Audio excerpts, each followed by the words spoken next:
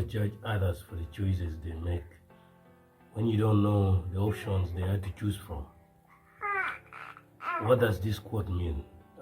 Many people tends to judge people when they don't know the truth about the situation that their friends are going through.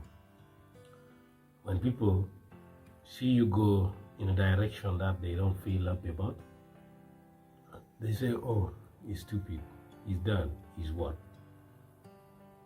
But here is the situation. In life, sometimes we get caught up in situations that we need to make the minimal choices that will only favor our thoughts. How do we do that? We do that by eliminating the risk. The more this one is risky, you kick it out. The lesser it is risky, you put it in. For example, like when clubs are chasing for players,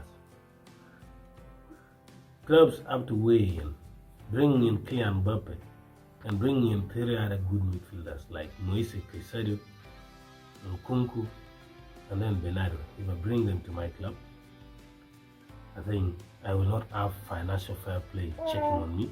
Then I will also not spend more on their salary than bringing in Kylian Mbappe.